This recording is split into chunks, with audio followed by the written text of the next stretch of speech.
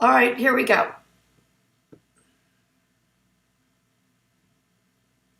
Where's live?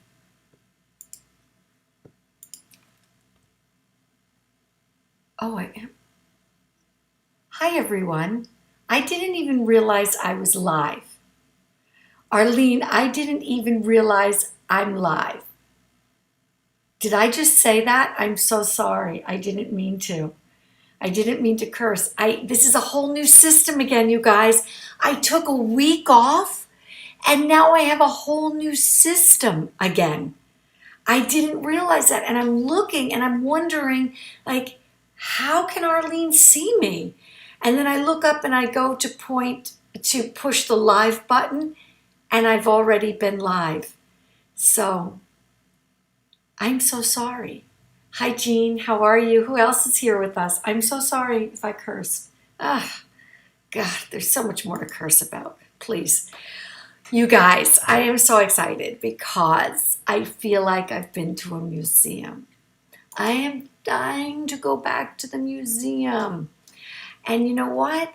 We haven't been able to go. And even some museums that are open, I'm not even sure. It's, I don't know. I don't know. It's such a weird time. Anyway, that notwithstanding, you know that feeling you get when you're in a museum? It's like on a sweltering day and you see a gorgeous pool and you feel like jumping in. That's what a museum is. It feels like, right? That's what it felt like looking at Carrie James Marshall, sorry. I'm dyslexic and I don't even know where the live thing is. At David's Warner online. Online. It's studio, right? Carrie James Marshall's studio on David's Warner online. And I want to show it to you. One piece. Look at this piece. It is swoon worthy. I was thinking about when you see newsfeed pops up and it says so and so stuns in this dress, or so and so looks, amazing, or swooned. No, no, no, no, no, no. This is what stuns means. This is what swoon worthy means. Hi, Diana Lair. Look at this piece and the premise of it. You are going to love it. And that's all we're looking at is this piece this evening. I'm coming back with one piece. I still can't believe I was live this whole time. I just can't believe it. Yeah.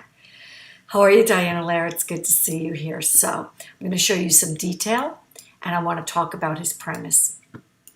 This is called Black and Part Black Birds in America, Crow Goldfinch 2020. It is tiny. It's acrylic on PVC panel. Well, it's 27 by 24. So, yeah. And in all his works, Marshall uses only chromatic black, that is, paint appearing to be pure black in color, but actually containing various pigments. To depict black figures, evident here in the centrally placed black bird that looms over the composition as an assertion of black presence in America, both integral to and separated from the scene below. Elsewhere, there is a smaller bird that is part black, integrated within his surroundings, a figure that addresses in part the absurd reality of how racial identity has historically been determined in America. And if that's not enough, my friends, you can't even believe where he finds his inspiration. So let me tell you what he says here. None of us works in isolation. Nothing we do is disconnected from the social, political, economic, and cultural histories that trail behind us. The value of what we produce is determined by comparison with and in contrast to what our fellow citizens find engaging. That's a direct quote. And it's all on Zwerner's website. His work, it's very distinctive. You always know a Carrie James Marshall, always. Now look at this, the details. The details, the sublime color. It's just extraordinary. Extraordinary. Yeah. I'm still not done. I'm still not done surprising you. In the early 19th century, decades before the Civil War, slavery remained legal and race was viewed as a pseudoscience, not far off from the ongoing effort to classify the animal kingdom. From a letter in 1815, former President Thomas Jefferson specified the percentage of blood that constituted a legal definition of black or white, enslaved or free. A person with 1/4 or more black lineage should, according to Jefferson, be considered black. Such attempts at racial classification persisted through the 1920s to justify legal segregation with the so-called one-drop rule, which asserted that a person who had just one black ancestor was considered black. Now, in that backdrop, see what I love what's happening at David's Werner here, and a lot of galleries and a lot of people, is that everybody understands it's very hard to go and see art these days, and yet with one painting in this so-called studio, and it's the front page of his New York gallery, you are really getting to deep dive into this amazing artist's work, and you actually see photos. I'm going to show you photos of the studio as well. But what I love, what Kerry James Marshall does, is he decides to look at Audubon, John James Audubon. It's like baseball and apple pie, my friends. What could be more American? And I say that as somebody, as you all know, as on staff at the New York Historical Society in the Education Department, that we have the largest collection of Audubon. So large that it can't, if you hung every piece in the museum, you still need more space. So now I want to show you what's happening with that. Let me hear what Diana says. Yeah, you didn't see the blackbird, right? It's phenomenal. I have more. Okay. Audubon made his reputation as an artist in his assimilated persona. He befriended the presidents James Harrison and Andrew Jackson in order to advance his ornithological efforts, and in his work later inspired Theodore Roosevelt's conservation initiative.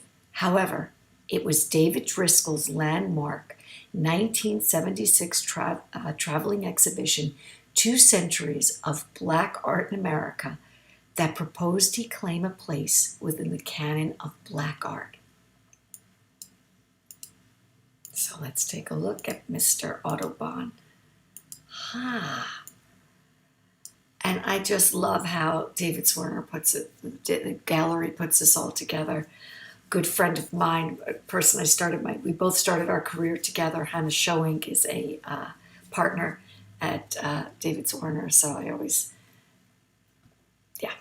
There are conflicting narratives around Audubon's biography. He was born Jean Rabin in Haiti in 1785 to a French plantation owner and, as one narrative insists, to a white mother, or, as other biographers have conjectured, to a chambermaid of mixed racial descent. Either way, Audubon emigrated to the United States at age 18 and reinvented himself with a new name, obscuring both his foreign and potentially his biracial heritage. Yeah. Interesting, right? Very, very interesting. And then Kerry is using this in Black and Part Blackbirds in America. Marshall deftly, I don't know why I call him Kerry, it's not my friend. I wish he were. If you see this, Kerry James Marshall, I want to be your friend. Marshall deftly positions Audubon's construction of his own identity and his life's work as an analogy for the ambiguities and nuances of American racial politics, both in Jefferson's day and since. The work's title pointedly draws an equivalency between the rubric used to classify humans and that used to classify animals, while also playing on the double meaning of the word black in the racial and chromatic senses. And I absolutely love that. I absolutely love that because you know, if you've seen Carey's other works, his figures are black, right? That within that notion that there's the one singular color. Hi, Boo Boo, how are you? It's so good to see you here. Yeah, I see we have a lot of concurrent views, but I don't see everybody who's here. So please let yourself be known. Say something. Yeah, you're allowed to talk to me. Talk to me. Eleanor is in New Paltz. No, she's in Eleanor, I know where you are. I just can't remember at this moment. I hope you're having fun ice skating and swimming and doing all those fun things. Yeah, isn't it interesting, Arlene? It's really fascinating. And this piece, right? When you look at his study of birds, and I love this piece. Well, this is Carey James Marshall in his studio, and the one above, Lake Placid, right? And the one above is his studio with the birdhouses and flowers and such. This piece is sublime. It is sublime. It does so much in a single piece. The painting, the position, the notion of black with a capital B, the notion of the black bird, the black-white bird, that the way animals are classified, the way humans were classified in this country. I mean, all of this in a 24 by 27 inch piece is absolutely extraordinary. Extraordinary. You're absolutely right, Eleanor. It does look 3D. The work is just stunning. And I just love so much. And I just want to go back to this because this is the original book. Look at the font of John James Audubon's name. I mean, at the very least, this man we know is French, a Haitian.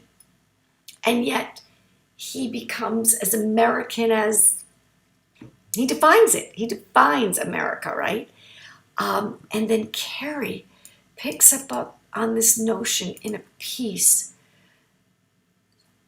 so packed that it feels like I've been to the museum and I saw a solo exhibition of his work. It feels so good. I love that section, the birdhouse, black and white with the flowers and the clouds. Isn't it extraordinary? Yeah, I do too. It's just extraordinary. I was so excited to see this today. I was just so excited because I was wondering, been very busy all day wondering, what am I going to do tonight now that I'm back? I'm back on smART stART. Yay me. Yeah. He says, for people of color, securing a place in the modern story of art is fraught with confusion and contradictions about what and who they should be. Black artists or artists who happen to be black. A modernist has always looked like a white man. In one way or another, universality has unquestionably been his gift to bestow on others. Let me read that again. For people of color, securing a place in the modern story of art is fraught with confusion and contradictions about what and who they should be. Black artists or artists who happen to be black. A modernist has always looked like a white man in one way or another. Universally, no, he says universal.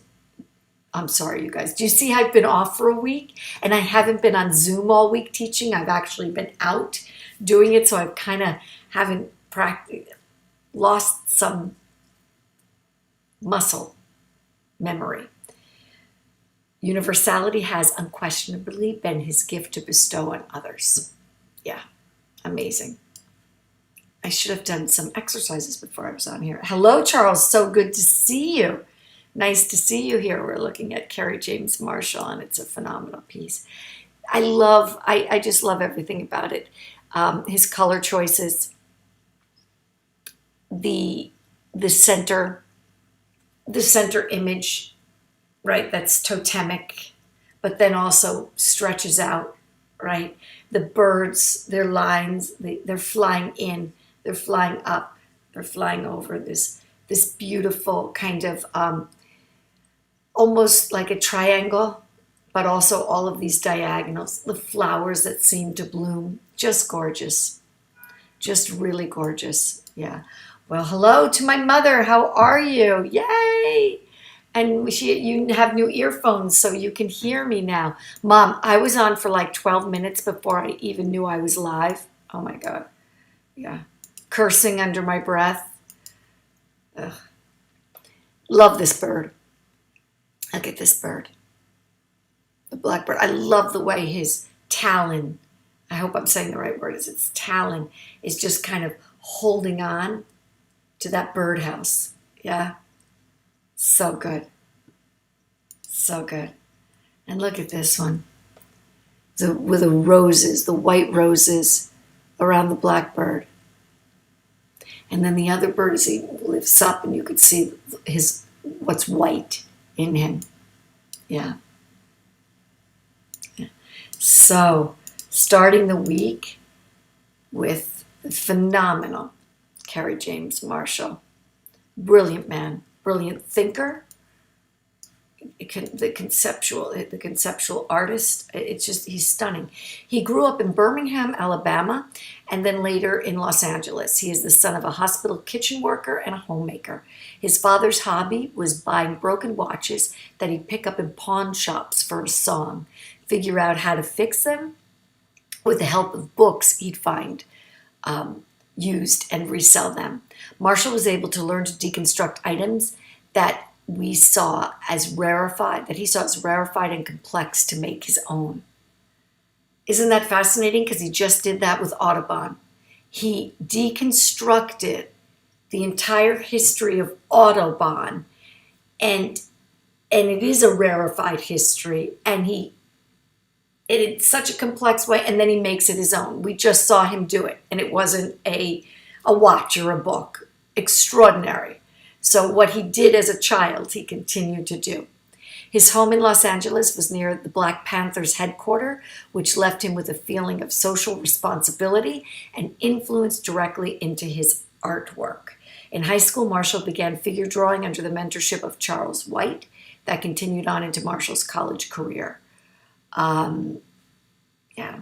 Marshall stated that during the years of his training, White became as much of a friend as a mentor. I kept in touch with his family even after his death. When he went on to earn a BFA from Otis College of Art and Design in Los Angeles, he worked to, quote, not have representational image or specific story.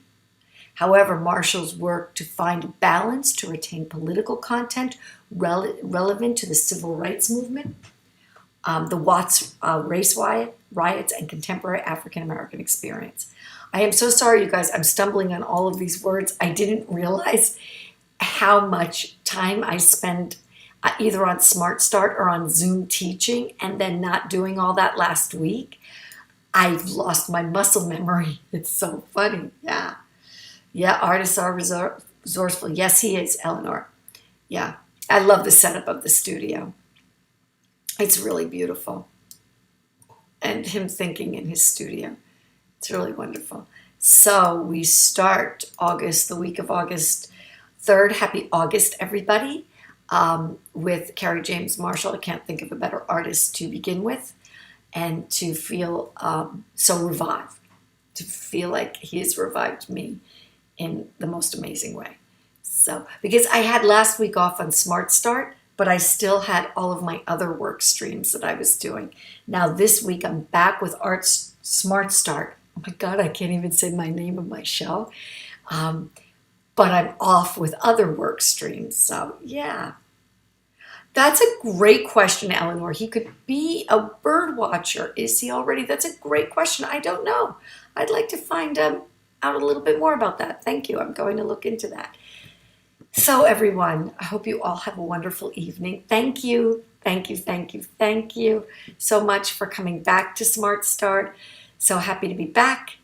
Looking forward to seeing you all again tomorrow evening. Have a great evening, and I will see you tomorrow. Now I have to figure out, because this is a whole new system, how to close out. Who knows? I'll figure it out. Goodbye, everybody. Thank you so much. Bye-bye.